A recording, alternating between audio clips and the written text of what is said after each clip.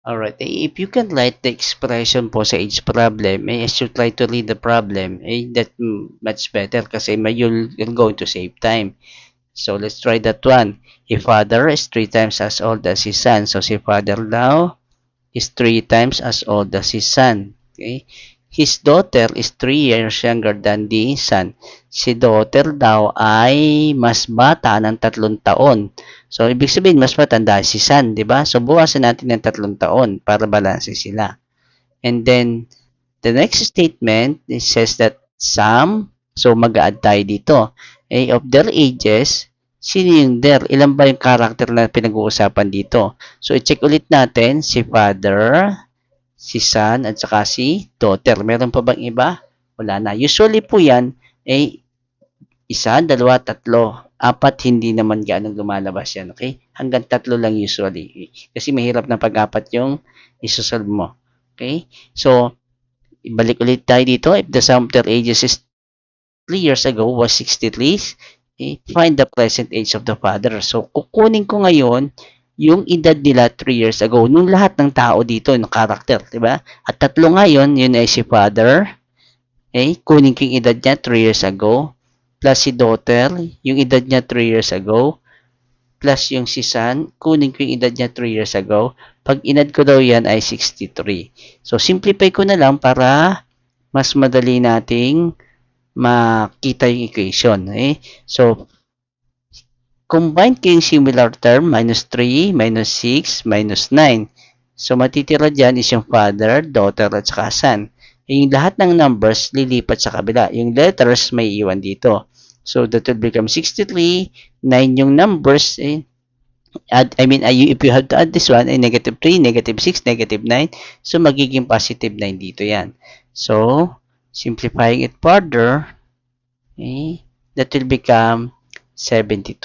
As you can see, kung titignan mo dito, ito yung equation ng ages nila 3 years ago. That's why 63. Pero mas mataas yung sum nila at present ages kasi present age to, diba? Si father, si daughter, at saka si son. Ito yung ages nila at present.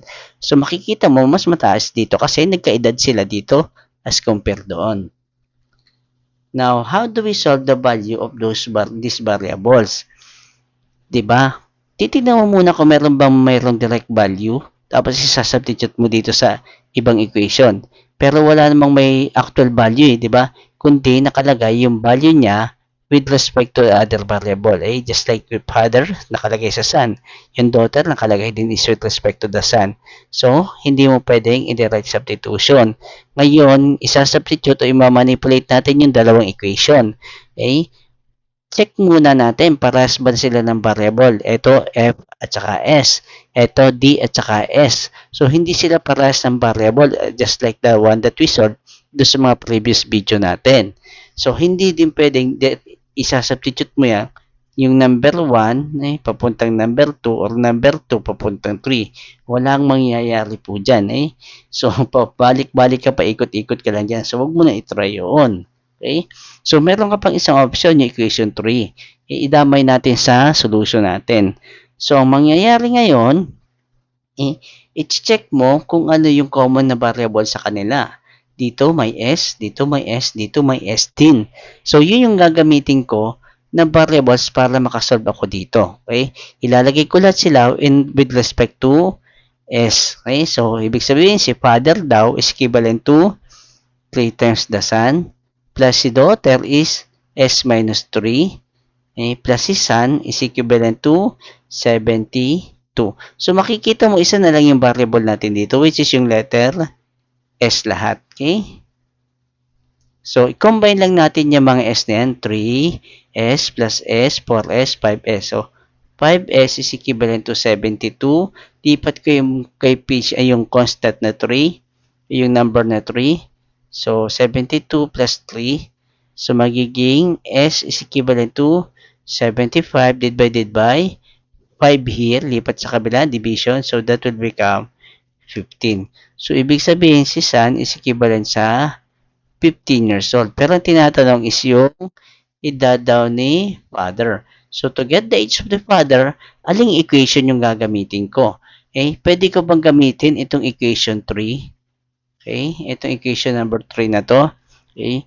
Pag ginamit ko yung equation number 3, which is f plus t plus s is equal to 72, alam ko yung value nito is 15. Ito yung hinahanap ko. Pero ang problema, hindi ko pa din alam yung value ni D. So, hindi ko pwedeng gamitin itong equation na to kasi dalawa yung variable. Na hahanapin ko dyan. So, dapat in one equation, one unknown lamang. So, gamitin natin yung pinaka maliit na kukunti yung variable. Huwag ka agad yan didiretso. Doon ka muna sa kukunti yung variable, which is either equation number 1 dito. In this case, kasi dalawa lang yung variable, as well as with equation number 2. Pero among the two, sino ba yung may father? Ito lang naman. So, dito tayo magsasubstitute. So, magiging father is equal to 3 times the son. Then that will become 3 times 15, or equivalent sa edad ni father is 45. So, may sagot na tayo ngayon na edad ni father is 45. Pero solve lang natin further. Ilan yung edad ni daughter? So, dito ka na ngayon magsasubstitute kasi wala namang daughter dito sa equation 1. Okay? Pwede ba yung equation 3? Pwede kasi may value ka na ng son, may value ka na ng father. So, pwede mo nang isolve yung letter D dito. Kasi, siya na lang yung may value ng numbers ito, may value na rin ng edad ito. So, ito na lang letter D ang hahanapin mo. So, pwede yung equation 3. Kaya lamang, masyadong mahaba dyan kasi ang dami kong isasubstitute. So, mas maganda pa din, gamitin ko na lang itong equation number 2 kasi dalawa lang yung kanyang variable. So, that will be D is equal to S minus 3. So, substitute ko yung value ng S, that's equivalent to 15 minus 3. Si daughter daw is 12. Okay? So, kumpleto na yung edad natin.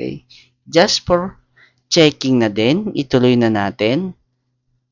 Okay? So, for checking, ang edad daw nila 3 years ago must be 63. So, kunin natin, edad ni son 3 years ago is 15 minus 3 is 12. Tapos, si father is 45 minus 3, that's 42. Tapos, si daughter is 12 minus 3, that's 9. Dapat daw yun ay 63. So, 12 plus 42 is 54 plus 9 is 63. So, tama yung mga solution or ages na nakuha natin dito.